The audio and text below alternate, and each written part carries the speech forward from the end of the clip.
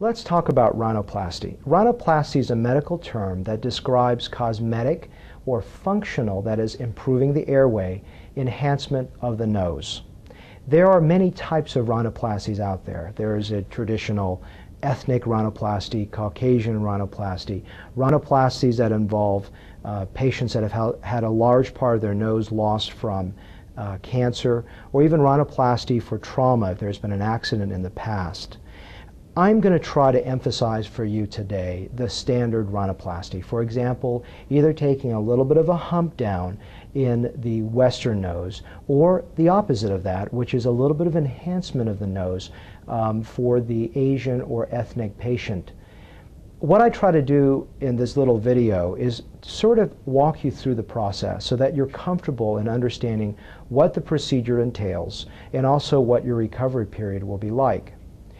The procedure is done in my surgery center in the comfort of general anesthesia. I am very focused in delivering general anesthesia for you because for me, rhinoplasty is a high standard of an art. I have to preserve or enhance your airway and also make sure that your result is perfect. It's a procedure involving fractions of millimeters. So what's so important is that you have a good sedation where you're really under general anesthesia so that there is no discomfort and that I can have the most precise control in achieving the results that I'm looking for. In terms of your recovery, if you've ever seen the extreme makeover shows or the shows where you see a lot of bruising, I simply don't get that with my patients. I have yet to see it. Now, I don't want to tell you that and you have some bruising, because bruising is possible. But oftentimes the sort of gross deforming bruising is something I simply don't see because of the fine instruments I use. So let me walk you through the recovery period. For the first week, you will have a splint on your nose in almost all cases.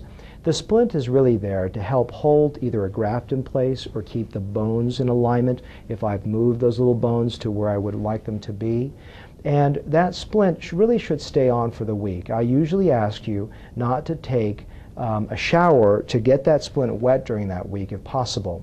There'll be tiny sutures below the nose. I use a procedure called open rhinoplasty, which really allows me to get the most precise results that I humanly can get.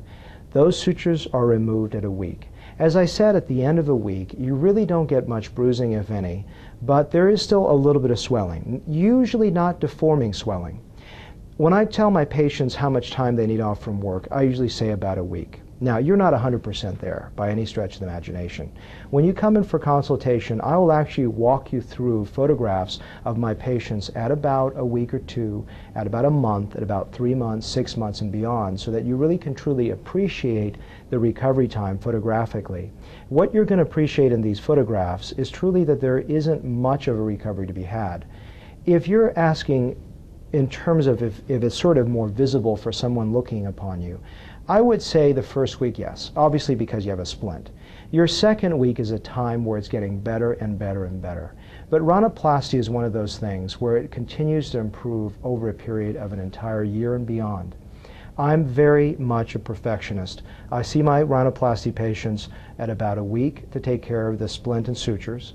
I see you back roughly at a month and then 3 months and beyond, really just making sure that that result is as perfect as I can give you and as proud as I would want to be with it.